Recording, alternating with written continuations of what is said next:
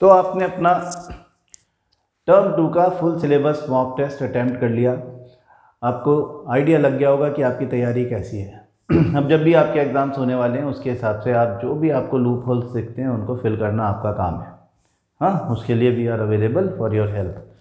ये समझने की ज़रूरत है कि ये जो पेपर है ये उस पैटर्न पे बनाया गया है जिस पैटर्न पर सीबीएसई ने डिक्लेयर किया है कि इस बार का टर्म 2 10th क्लास का होगा।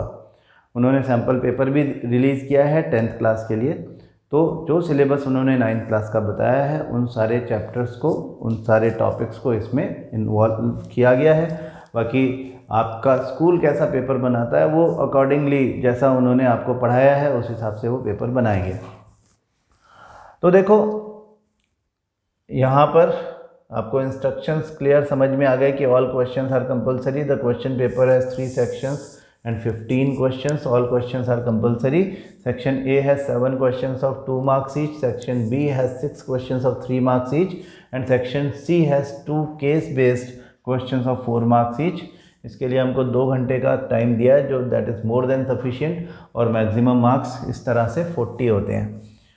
तो सेक्शन ए के क्वेश्चंस देखते हैं। सबसे पहले first question is from why do we fall ill, A part, what is an epidemic.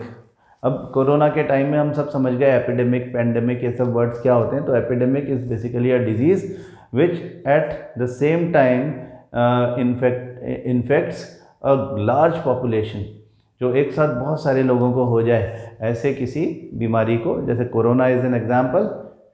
इसको हमने पैंडेमिक बोला, एपिडेमिक से भी ऊपर, कि ये सिर्फ एक सोसाइटी या एक पर्टिकुलर सिटी या एक पर्टिकुलर स्टेट की बात नहीं है, पूरे वर्ल्ड को उन्होंने मतलब across the countries, across the borders spread हो गया है ना। तो एपिडेमिक इज़ अ डिजीज़ जो कि एक साथ बहुत सारे लोगों को हो जाती है किसी सोसाइटी में। Which organ is affected if a person is suffering from Japanese encephalitis. एक वर्ड होता है इंसेफेलॉन, बायोलॉजी में एनसेफेलॉन का मतलब होता है ब्रेन। तो एनसेफेलाइटिस मतलब there is some inflammation inside the brain. तो जापानीज इंसेफेलाइटिस ब्रेन को अफेक्ट करती है। At what speed a body of mass 1 kg will have a kinetic energy of 1 joule. Kinetic energy का फॉर्मूला आपको पता है, इट इज ½ mv²। वो कह रहे हैं कि काइनेटिक एनर्जी 1 जूल है, मास 1 kg है। तो स्पीड कितनी होगी? तो हम इस फॉर्मूला में ऐसा कर सकते हैं कि v² equal to 2 into kinetic energy upon mass. 2 उधर चला गया, मास नीचे आ गया, काइनेटिक एनर्जी जहाँ थी वहीं है। तो 2 into kinetic energy is 1 joule and mass is 1 kg। तो v² का वैल्यू अगर 2 आता है तो v is equal to √2, that is 1.414 metre पर सेकेंड। ये आपका आंसर आ जाएगा। ये सब 2 mark क्वेश्चंस हैं from different topics in our syllabus. Tabulate any 2 points of difference between small g and capital G। This is acceleration due to gravity. Small g is acceleration due to gravity. This is universal gravitational constant.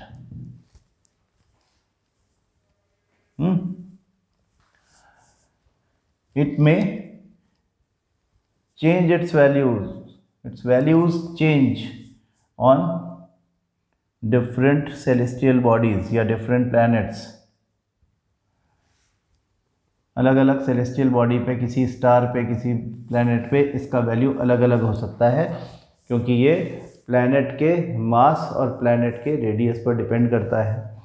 जबकि capital G is constant everywhere, it never changes. Its value on earth is 9.8 metre पर second square approximately. G is 6.673 into 10 to the power minus 11 kg metre square पर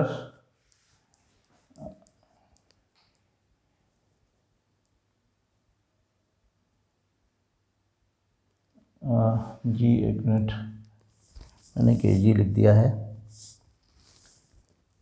Newton metre square बोलना था, मैंने kg metre square, newton metre square पर kg square, ये इसका unit है।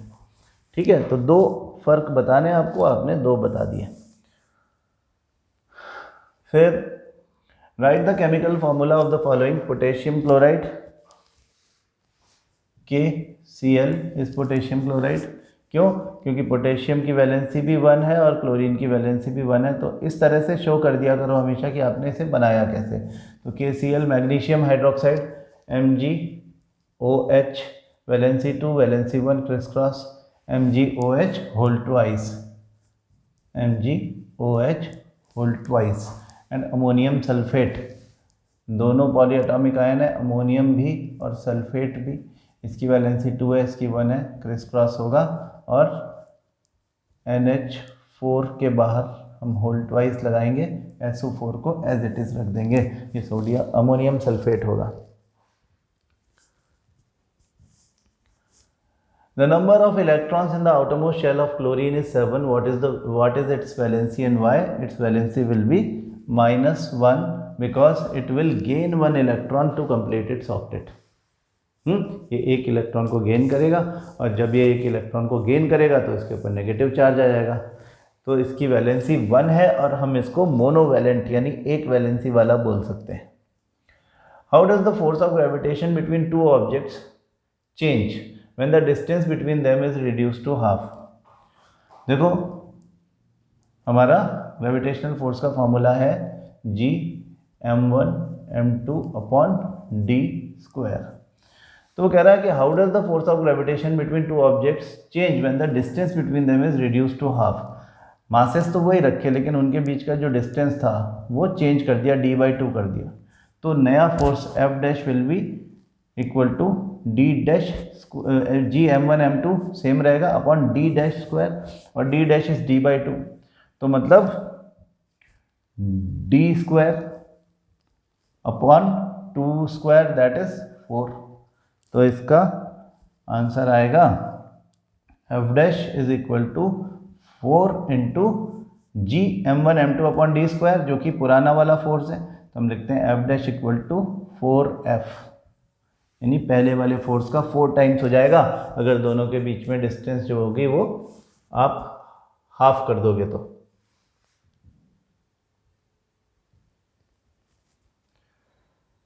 What would be the amount of work done on an object by a force if the displacement of the object is 0?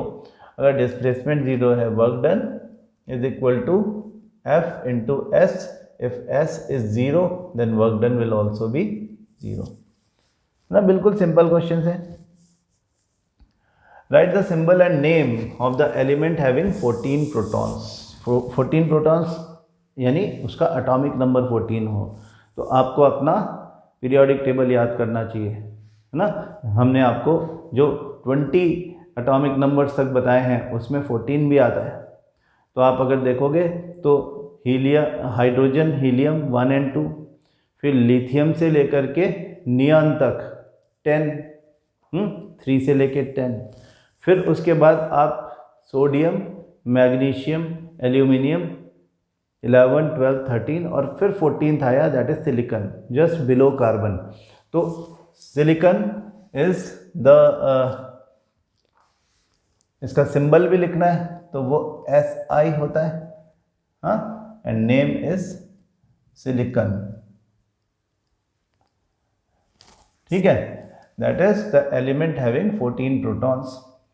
अब ये table हमें complete करनी है। तो क्लोरीन देखो एटॉमिक नंबर 17 है, मास नंबर 35.5 है, प्रोटॉन का नंबर वही है जो एटॉमिक नंबर है। हमने मास नंबर लिखा है according to the average atomic mass, है ना। अगर यहाँ पे हम न्यूट्रॉन 18 लेते हैं तो प्रोटॉन 17 और ये 35 हो जाएगा, है ना। तो उसमें फिर हमको 35.5 लिखने की ज़रूरत नहीं है, लेकिन एक्चुअली एवरेज एटॉमिक मास इसका 35.5 ही होता है। दोनों बातें ठीक है।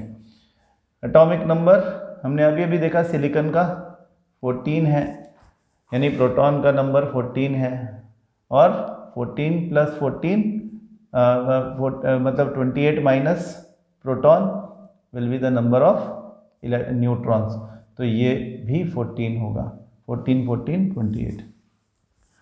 अब प्रोटॉन 9 है और न्यूट्रॉन्स 10 है, तो एटॉमिक नंबर तो 9 हो गया, और मास नंबर इन दोनों का सम यानी 19। ये किसकी बात हो रही है? फ्लोरीन की बात हो रही है।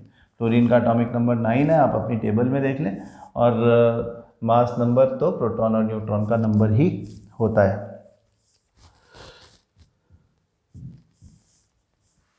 It was diagnosed that a patient has lost the power of fighting any infection, मतलब उसका इम्यून सिस्टम खराब हो गया है। कौन सी डिजीज़ में ऐसा होता है इम्यून सिस्टम खराब हो जाए? Name the disease the patient is suffering from. AIDS. AIDS के ऊपर जनरली क्वेश्चन आता है, या तो डायरेक्टली या तो इनडायरेक्टली। हमने जो क्वेश्चन इंक्लूड किया वो इनडायरेक्टली आया है। तो name the disease AIDS, acquired immunodeficiency syndrome. Name the pathogen responsible for the disease, that is human immune virus HIV। HIV is a virus which is known as human immune virus, जो human के immune system को ख़त्म करने का काम करता है।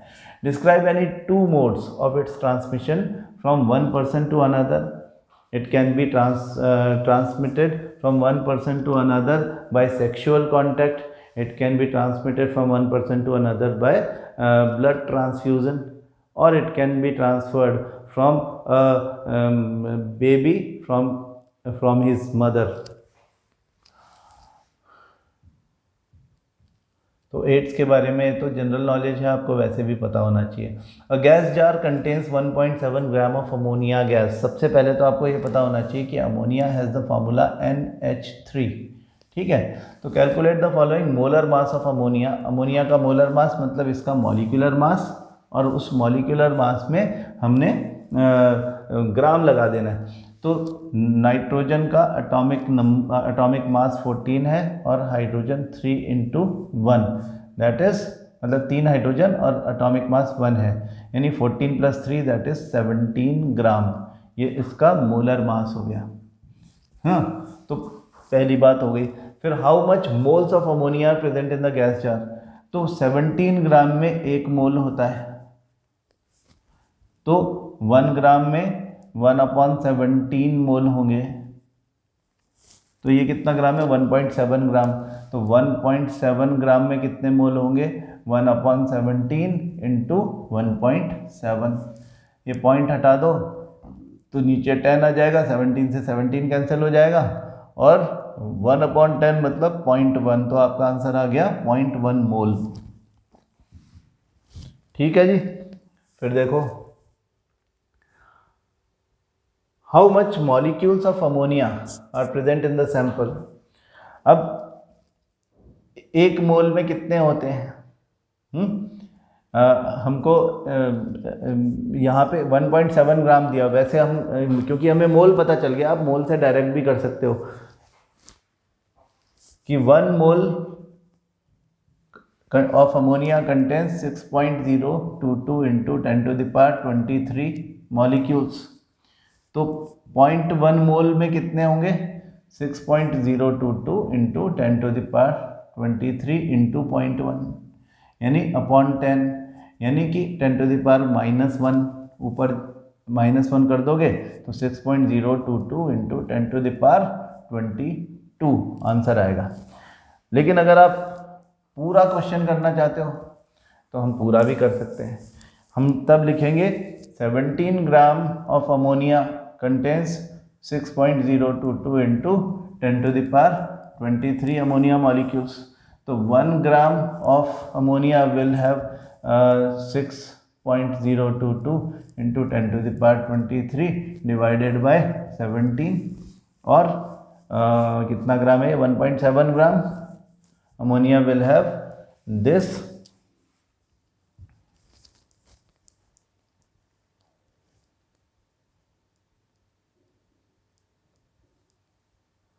this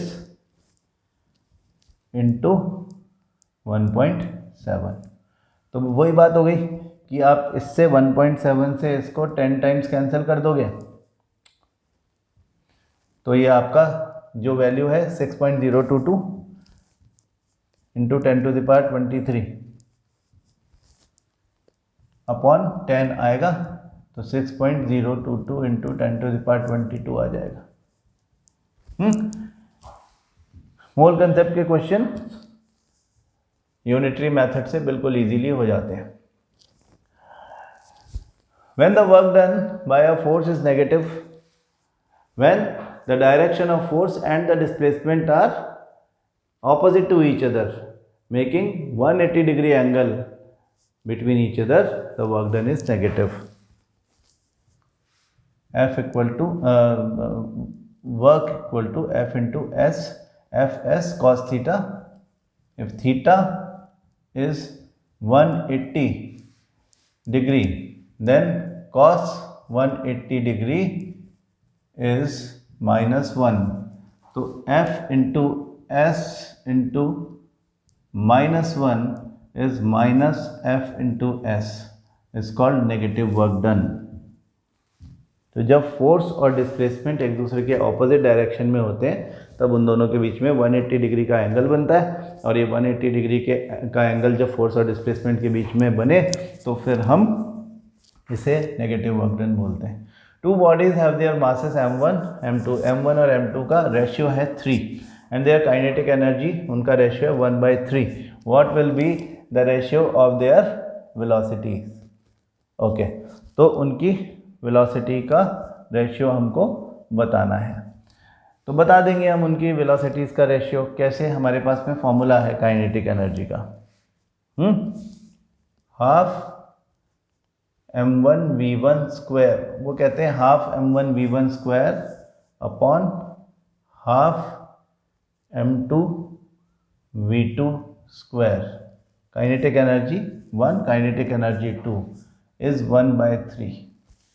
m1 by m2 3, तो यहाँ पे लिख दो 3, हाफ से हाफ कैंसिल हो जाएगा ना, हटा दो इसको ना, हाफ और हाफ को हटा दो, तो 3 into v1 square upon v2 square बचा, इस 3 को उठा करके वहाँ डाल दो नीचे, तो 3 इंटू 3 9 होता है, इनकी जगह पर 9 लिख दो।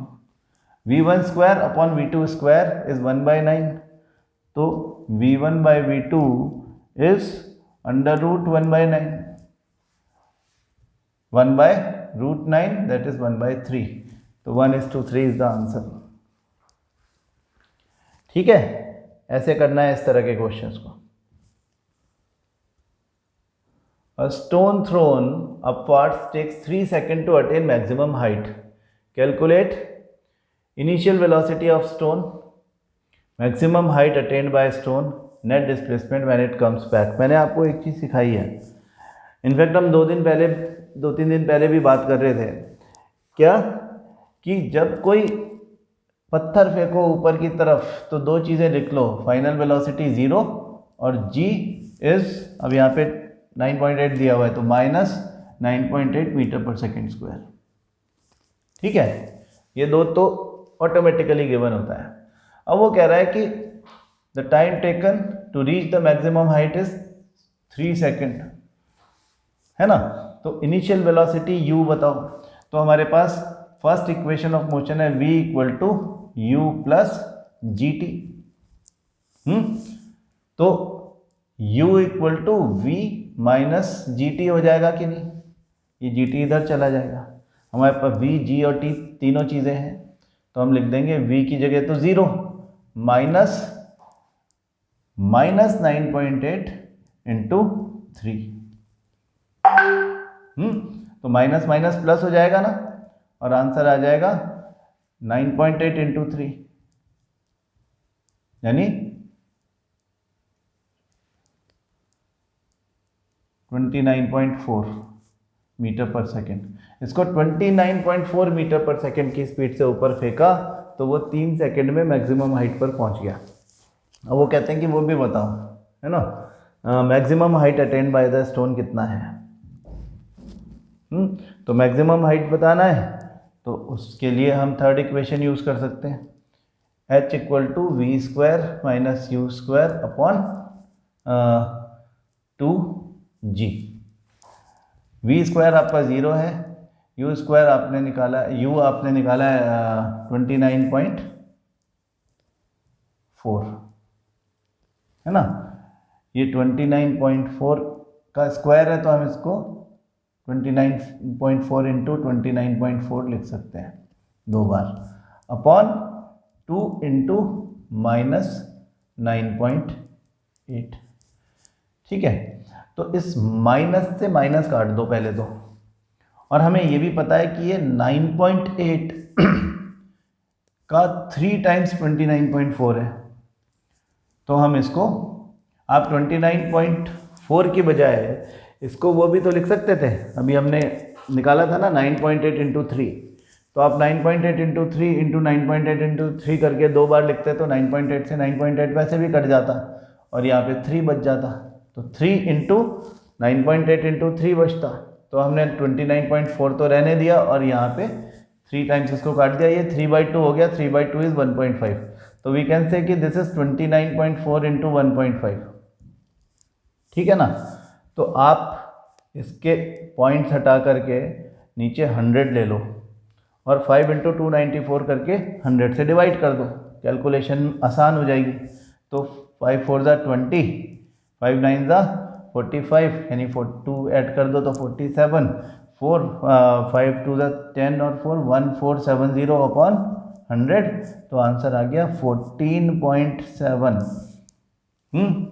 14.7 मीटर तक जाएगा ऊपर यह। Net displacement when it comes back that is always 0। कोई ऑब्जेक्ट ऊपर फेंका और वापस वहीं आ गया, नीचे आ गया, तो net displacement is 0 because the initial position and final position are the same at this position. आगे देखो, डिफाइन मोलर मास। ये सब क्वेश्चन आप जो अभी देख रहे हो ये सारे 3 मार्क क्वेश्चन हैं। हाँ, define molar mass. Molar mass is mass of 1 mole that is 6.022 into 10 to the power 23 particles expressed in gram। ये मोलर मास की डेफिनेशन है। We also call it gram molecular mass और gram atomic mass, that is atomic masses और molecular masses expressed in gram. What are its units? Molar mass की unit ग्राम होती है, क्योंकि वो ग्राम मॉलिक्यूलर मास या ग्राम एटॉमिक मास होता है। Write the name of the compounds represented by the following formulas: K2CO3, potassium carbonate, Na2SO4, sodium sulfate, calcium bicarbonate या calcium hydrogen carbonate, दोनों सही है, और हाइड्रोजन सल्फाइड। अगर आपने ये सारी बातें लिखी हैं तो आपको फुल मार्क्स मिल जाएंगे। बहुत स्कोरिंग, बहुत ईजीली आप इसको स्कोर कर सकते हो। अब सेक्शन सी में हमको मिलते हैं जो हमारे क्या बोलते हैं केस स्टडी बेस्ड क्वेश्चंस। तो यहाँ पे केस दिया हुआ होता है, read the following and answer any 4 questions from 1 to 4। X and Y are the communicable diseases where X can spread from an infected person to a healthy person by direct contact between them, whereas Y can spread from an infected person to a healthy person through some intermediate agent। intermediate agent का मतलब होता है किसी vector के through, जैसे कि mosquito हो गया, कोई हाउस फ्लाई हो गई, उसके थ्रू फैलता है। हैं दोनों ही communicable diseases. X can spread from an infected person to a healthy person by direct contact। Direct contact से होने वाले कुछ, जैसे शेकिंग हैंड से या सेक्सुअल कॉन्टैक्ट से होने वाले डायरेक्ट कॉन्टैक्ट के वो हैं। तो which of the following pathogen can not be responsible for causing x? अब स्ट्रेप्टोकॉकस न्यूमोनिया होता है एयर के थ्रू। एस्केरिस ल्यूम्ब्रिकॉइडिस ये भी वाटर या फूड कंटामिनेटेड फूड के थ्रू होगा। प्लाज्मोडियम वाइवैक्स ये भी डायरेक्ट कॉन्टैक्ट से नहीं होता है, ये भी वेक्टर के थ्रू होता है। तो D is the correct answer, all of these ना, यानी कि इनमें से कोई भी क्वेश्चन था कि which of the following pathogen can not be responsible for causing x, इनमें से कोई भी एक्स कॉज कर ही नहीं सकता क्योंकि वो तो डायरेक्ट कॉन्टैक्ट से हो जाता है, उसको किसी दूसरे रास्ते की ज़रूरत नहीं है। Which one of the following is an example of x, जो कि डायरेक्ट कॉन्टैक्ट से हो, तो मलेरिया तो वेक्टर से होता है, ट्यूबरकुलोसिस एयर या वाटर ड्रॉपलेट्स के थ्रू हो रहा है, AIDS is the correct option, वो डायरेक्ट कांटेक्ट से हो जाता है, प्लेग भी रैट्स के थ्रू होता है, rats are the vectors. Write down any two modes of communication, modes of communication of diseases की बात हो रही है, तो modes of communication of diseases आपने देखे हैं, air, water, direct contact, indirect contact and vector. इनमें से कोई से भी दो लिख दोगे तो you will get marks. What is the vector? Vector is a living organism which can carry a pathogen to a healthy person to infect it. Give any two examples, mosquito, house fly, rats, any living organism which can carry a disease to a healthy person. बहुत easy question है। हाँ, question number 15 देखो, the concept of work in physics is much more narrowly defined than the common use of the word. Work is done on an object when an applied force moves it through a distance.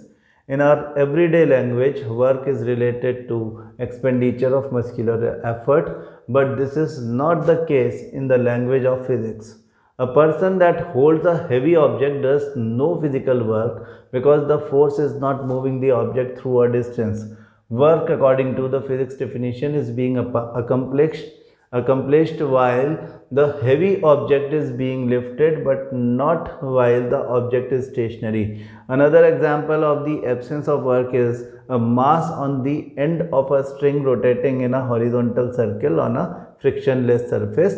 The centripetal force is directed toward the center of the circle and therefore is not moving the object through a distance. That is the force is not in the direction of motion of the object. हालांकि हम तो इसमें ऐसा भी बोल देते हैं कि ये सेंट्रीपिटल फोर्स का डायरेक्शन है और this is the direction of the object, यानी उसके डिस्प्लेसमेंट का डायरेक्शन है। तो एफ और एस के बीच में क्योंकि 90 डिग्री एंगल बन रहा है, इस वजह से कॉस 90 ज़ीरो होगा और वर्क डन भी ज़ीरो होगा क्योंकि वो F into S into cos theta होता है। लेकिन बहरहाल इन्होंने अलग तरीके से इस चीज़ को लिखा है, जो कि जो भी है। हाँ, तो however work was done to set the mass in motion. Mathematically work is W equal to F into S, where F is the applied force and S is the distance moved, that is displacement. यहाँ पे भी हमने clarify कर लेना चाहिए कि F और S, work done F into S तभी होगा जब the direction of the force and the displacement same होंगे। Work is a scalar quantity. The SI unit for work is the joule, J, which is Newton meter or kg meter per second square. चलो इसके questions देखते हैं। When a body falls freely towards the earth, then its total energy is total mechanical energy, you know, that remains constant. So total energy increases, decreases, remains constant. C is the correct option. In case of negative work done, the angle between the force and displacement is 180 degree. हम थोड़ी देर पहले भी बात कर रहे थे, because the direction of force and direction of displacement दोनों opposite हैं और उनके बीच में 180 डिग्री का एंगल है। A satellite while revolving around the earth does not require fuel. Explain why. A satellite revolving around the earth in its circular orbit experiences a gravitational pull towards Earth's core, and its direction of displacement makes a 90 degree angle with the force. So work done is Fs cos theta, and since cos 90 degree is 0, so work done is equal to F into S into 0, that is 0. Since there is no work is done, no work is being performed during the revolution of satellite in its orbit, it does not require any energy, so it does not require any fuel. A body of mass 2 kg is thrown vertically upwards with an initial velocity of 20 meter per second. What will be its potential energy at maximum height? Take g 10 meter per second square. तो given है मास 2 kg, initial velocity जिससे उसको फेंका है that is given 20 metre पर second. Potential energy at maximum height कितना होगा? तो अब g इज गिवन 10 मीटर पर सेकेंड स्क्वायर. अब दो बातें आप कर सकते हो, या तो आप ये कह सकते हो कि जब ये मैक्सिमम हाइट पे पहुंचेगा तो जो इनिशियल काइनेटिक एनर्जी है that will completely get converted into potential energy. तो अभी जो काइनेटिक एनर्जी है वही उसकी पोटेंशियल एनर्जी होगी एट मैक्सिमम हाइट. तो हम हाफ mv स्क्वायर यूज़ करके हाफ इंटू 2 इंटू 20 स्क्वायर यानी 20 इंटू 20 कर दें तो ये 400 जूल आंसर आ जाएगा. लेकिन अगर हमें ऐसे करना है कि potential energy equal to mgh, तो आप ये भी कर सकते हो. उसके लिए आपको h निकालना पड़ेगा एट मैक्सिमम हाइट. वो हम कहते हैं v square minus u square upon 2g होगा. हमें पता है कि ऊपर जा रहा है तो g माइनस ले लो और v 0 ले लो h निकालने के लिए. तो v स्क्वायर यानी 0, u हमको गिवन था 20 square that is 400 upon 2 into g is -10. तो मैं इससे ये काट दिया, 0 से 0 काट दिया और ये h का वैल्यू आ गया 20 metre is the maximum height. तो mgh में h का वैल्यू डाल दो. m was 2, g is 10 and h is 20. तो ये भी 400 जूल आ गया. जैसे भी करोगे आंसर तो सेम ही आएगा. जैसे आपको ठीक लगता है करो. तो आई होप इस पेपर को सॉल्व करने के बाद में आपका कॉन्फिडेंस लेवल बढ़ा होगा. और नंबर 2 आपको ये भी पता लगा होगा कि कौन से आपके एरियाज ऑफ कंसर्न हैं, कौन से टॉपिक्स हैं जिन पे आपकी कमांड उतनी नहीं है कि हम फुल मार्क्स ला सकें. तो उनके लिए आप क्वेश्चन पूछने के लिए यू आर वेलकम. आप कभी भी आ जाएं अपना टाइम लेकर के और अपनी प्रॉब्लम सॉल्व कर दें, है ना. अब आपकी जो क्लासेस हो रही हैं ऑफलाइन क्लासेस में, सब क्लासेस में प्रॉब्लम सॉल्विंग ही होगा. तो आप रोज़ क्लास में आएँ, अपनी प्रॉब्लम्स लिख करके लेके आएँ, जिससे कि without wasting time in the class कि आप क्लास में ढूंढ रहे हो कि अब मैं क्या पूछूं, इसके बजाय घर पे बैठो 1 घंटा आधा घंटा लगाओ कि आज इतने सारे क्वेश्चन सर से पूछ डालेंगे, है ना. दूसरे बच्चे भी क्वेश्चन पूछेंगे, मैं सारे क्वेश्चन बोर्ड पे करा दूंगा. तो इतने सारे बच्चों के इतने सारे क्वेश्चन मिल करके इतनी बढ़िया तैयारी हो जाएगी आपकी कि हम फुल मार्क्स लेकर के आएंगे. हाँ, तो let us move into your 10th class with a very positive note with an excellent result in class 9th. All the best. Thank you.